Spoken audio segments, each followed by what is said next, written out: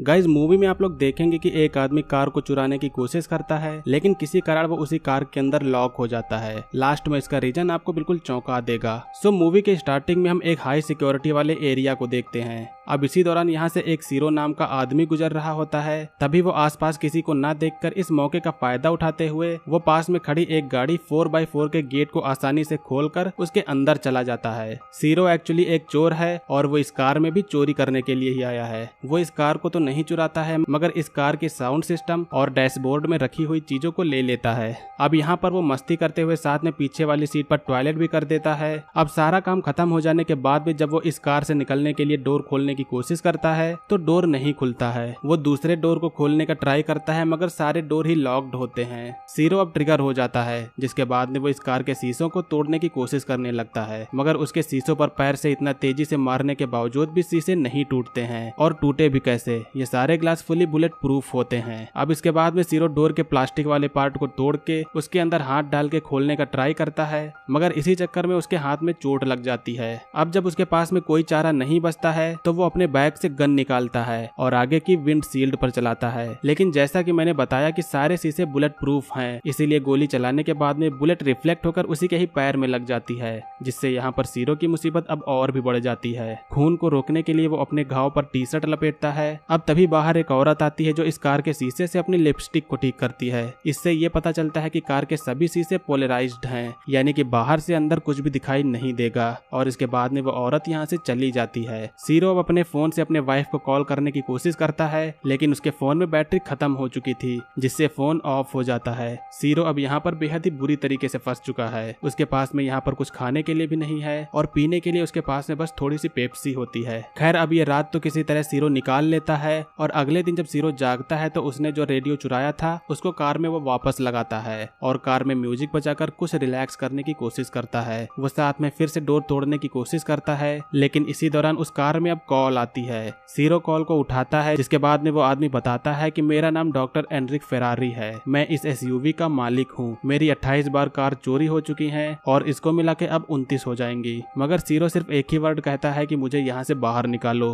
अब एनरिक इस कार की कुछ खूबियां बताता है। वो बताता है कि ये कार पूरी तरीके से बुलेट प्रूफ है, इसके ग्लास पोलराइज्ड हैं और इसका पूरा कंट्रोल मेरे पास में है। सीरो उसे गाली देते हुए उसे यहाँ से निकालने के लिए कहता है और कहता है कि मुझे बहुत तेज प्यास लगी है, यहाँ पर बहुत ज्यादा गर्मी भी है। जिसके बाद में अब फोन कट हो जाता है और एसी चालू हो जाती है। एसी चल जाने से अब सीरो को कुछ राहत मिलती है, मगर एनरिक ने एसी उसके भले के लिए नहीं बल्कि उसे टॉर्चर करने के लिए चलाई थी। धीरे धीरे करके यहाँ पर ठंड बढ़ती जाती है। सीरो अपनी शर्ट दोबारा पहन लेता है। वो एसी के वेंट्स को अपने जीन्स के कपड़े से बंद करने की कोशिश करता है, मगर अब कार के अंदर बहुत ही ज्यादा ठंड बढ़ गई होती है। कुछ समय बाद में अब फिर से कॉल आता है। सीरो उससे फिर से गाली देके उसे यहाँ से निकालने को कहता है। एनरिक कहता है कि तुम मेरे कुछ सवाल का आंसर दो, जिसके बाद में तुम यहाँ से निकल सकते हो। एनरिक पूछता है कि तुम क्या करोगे जब तुम अपने बेटे को चोरी करते हुए पकड़ोगे। सीरो कहता है कि मैं उसका कान पकड़ूंगा और पुलिस को दे दूंगा, मगर एनरिक कहता है कि नहीं, कोई भी पिता ऐसा नहीं कर सकता है। अब कुछ समय बाद में सीरो अपने सामने पुलिस को देखता है। वो चिल्ला के उससे हेल्प के लिए कहता है, लेकिन आवाज बाहर नहीं जा रही थी। अब ये पुलिस वाला इस कार को चारों तरफ से देखता है और इसका चालान काटकर यहाँ से चला जाता है। इस कार का चालान इसलिए काटा गया था क्योंकि इसके सारे शीशे पोलराइज्ड थे। बाहर भले ही बारिश हो रही है, लेकिन सीरो इधर प्यास से मर रहा होता है। अब फिर से यहाँ पर कॉल आता है तो सीरो उससे पानी के लिए कहता है। एनरिक उससे अब उसका आईडी नंबर और उसका नाम पूछता है और जब सीरो उसे बता देता है तो एनरिक उसे पानी पीने के लिए दे देता है। वो बैक साइड में एक छोटे से पाइप से कार के फिल्टर हुए पानी को बोतल में भरता है, जो दिखने में ही साफ नहीं लग रहा था, लेकिन इतने प्यास के कारण सीरो बिना कुछ सोचे हुए वो सारा पानी पी जाता है। अब फिर से रात होती है और सीरो को भूख भी बहुत तेज लगी हुई है। उसके सामने ही एक डिलीवरी बॉय पिज्जा की डिलीवरी कर रहा है, मगर उसके सामने खाना होने के बावजूद भी वो कुछ खा नहीं सकता। अब इसी दौरान यहाँ पर एक छोटा सा इंसेक्ट उसका फ्रेंड बनता है। एनरिक उसके साथ में टॉर्चर करने में कोई भी कसर नहीं छोड़ता है। अब वो कार में गर्म हवा की एसी चला देता है, जिससे सीरो की हालत और भी खराब हो जाती है। इतने ज्यादा भूख के कारण सीरो वहाँ पर रखी हुई इंस्ट्रक्शन मैनुअल को ही खाने लगता है और जब उसे पानी नहीं मिलता है तो उसे अपने ही टॉयलेट को पीना भी पड़ता है। अब इसी दौरान बाहर एक और चोर आता है जो इस कार को खोलने की कोशिश करने लगता है, मगर तभी कोई आदमी आ जाता है जो उसे ऐसा करने से रोक के उसे पकड़ लेता है, जिसके बाद में वहाँ पर पुलिस भी आ जाती है। बाहर यहाँ पर इतनी ज्यादा हलचल हो रही है, मगर किसी को भी इस बात की खबर नहीं होती है कि इस कार के अंदर कोई शख्स मर रहा है। अब रात हो जाने पर जब उससे भूख कंट्रोल नहीं होती है तो वो अपने साथी कीड़े को खाने की कोशिश करता है, लेकिन फिर उसके मन में कुछ ऐसा आता है जिससे वो उसे नहीं खाता है। इसी दौरान अब बाहर एक कपल भी आते हैं जो साथ में इंटीमेट होते हैं, मगर सीरो उन्हें देखने के अलावा और कुछ भी नहीं कर सकता। अगले दिन फिर से एनरिक का कॉल आता है, जिसके बाद में एनरिक सीरो से बता देता है कि डैशबोर्ड के नीचे एक चॉकलेट बार है जिसे तुम खा सकते हो।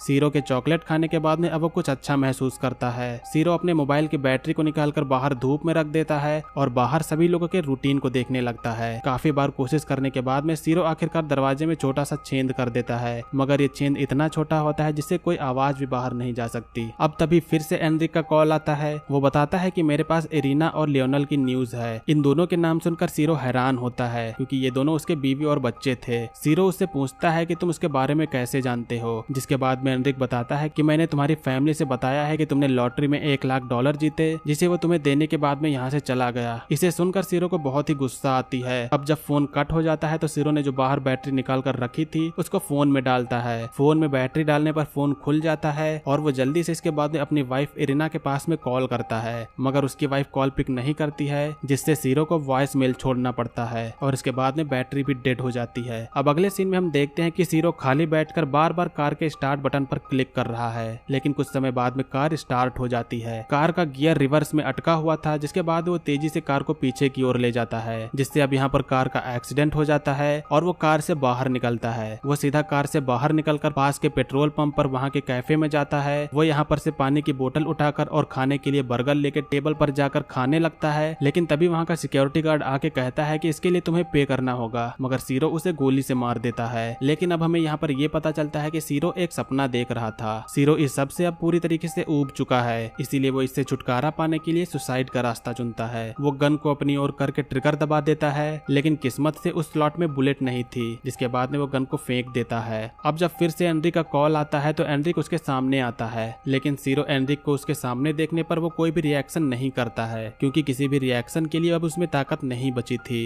एनरिक अब कार में आकर बैठता है और वो सीरो से कुछ बातचीत करता है। सीरो ने पहले जॉइंट लाने के लिए रिक्वेस्ट किया था, इसीलिए एनरिक जॉइंट भी लाया होता है, मगर अब जब एनरिक फोन पर किसी से बात करने लगता है तो इसी दौरान सीरो उसकी गन उठाकर उस पर चला देता है, जिसके बाद में वो गाड़ी से निकलकर रेंगते हुए यहाँ से भागने की कोशिश करता है। उसके अंदर चिल्लाने की भी पावर नहीं बची थी जिससे वो किसी से हेल्प मांग सके। वो गन चला के इशारा करने की कोशिश करता है, लेकिन एनरिक को गोली छू के निकल गई थी, जिसके बाद में वो सीरो को पकड़ के फिर से कार के अंदर ले जाने लगता है। लेकिन इसी दौरान दूसरी तरफ से एक पुलिस यहाँ पर पेट्रोल करते हुए आती है, जिसके बाद में वो उन्हें देखकर एनरिक को गन नीचे रखकर उसे छोड़ने को कहती है। एनरिक उससे कहता है कि ये हमारे आपस का मामला है। अब देखते ही देखते यहाँ पर काफी सारी पुलिस आ जाती है, कई सारे रिपोर्टर्स और ढेर सारे लोग भी यहाँ पर इकट्ठा हो जाते हैं। अब यहाँ पर काफी बड़ी प्रॉब्लम खड़ी हो चुकी है, क्योंकि एनरिक का जो प्लान था वो फेल हो चुका है, जिसके कारण एनरिक के ऊपर अब खून सवार हो जाता है और इसीलिए एनरिक के साथ में निगोशिएशन करने के लिए यहाँ पर अमेडियो नाम के एक पुलिस ऑफिसर को बुलाया जाता है, जो हाल ही में रिटायर हुआ था।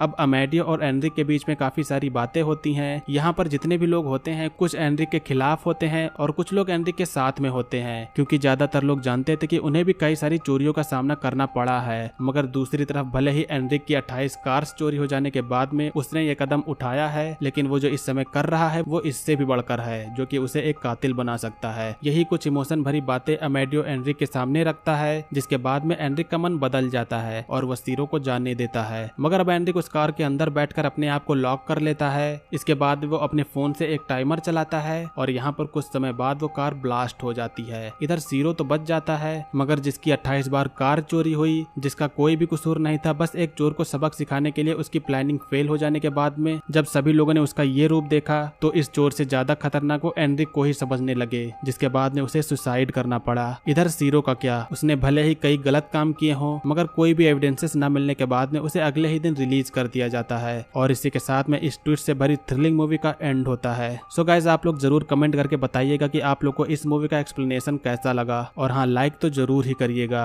मूवी का नेम है 4x4। ये एक स्पेनिश मूवी है। उम्मीद है कि ये एक्सप्लेनेशन आप लोगों ने एंजॉय किया होगा। आज की वीडियो के लिए इतना ही, मिलेंगे अगली वीडियो में, तब तक के लिए बाय। जय हिंद, वंदे मातरम।